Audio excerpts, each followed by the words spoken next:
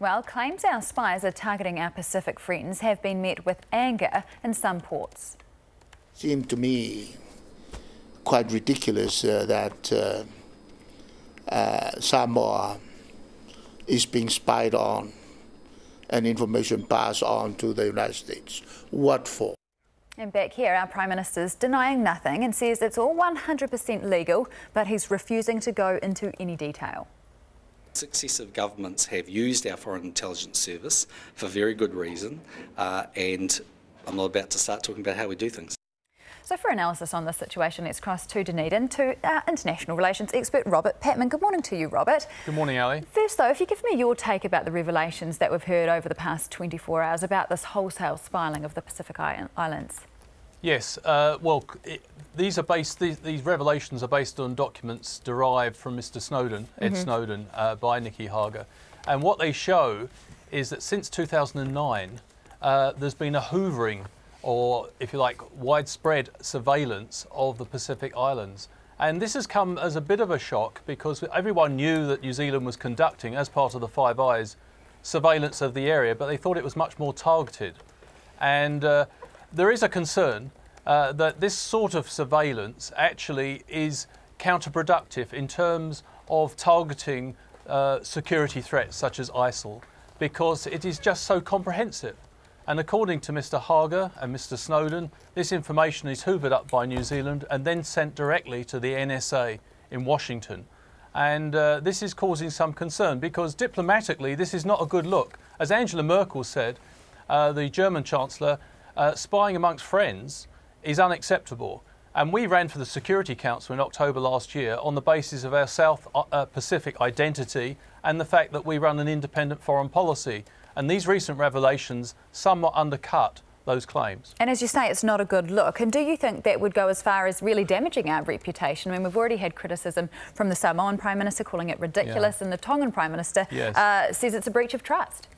It does. It has the potential to diplomatically damage us, and also to some extent, I wouldn't want to overstress this, but it could undermine our new position on the Security Council because many small states put their trust in New Zealand.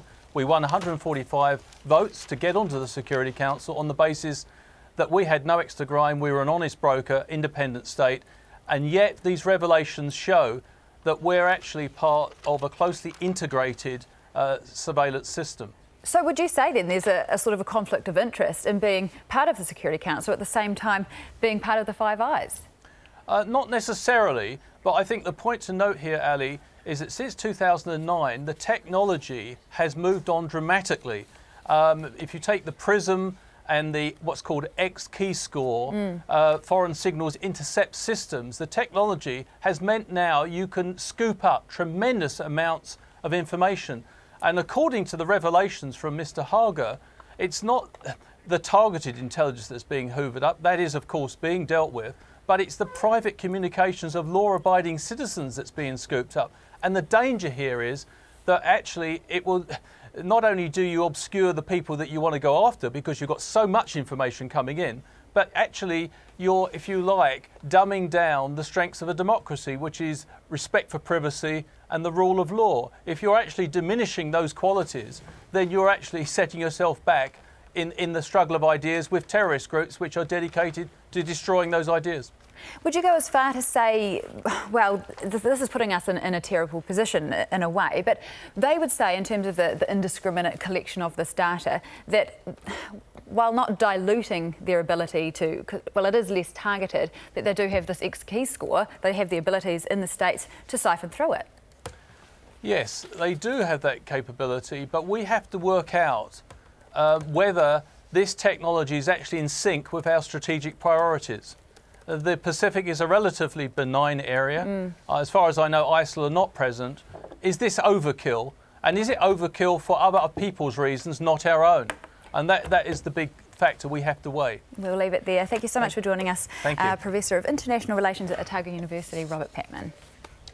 And that brings us to 7:30. We'll get straight to Nadine with the news.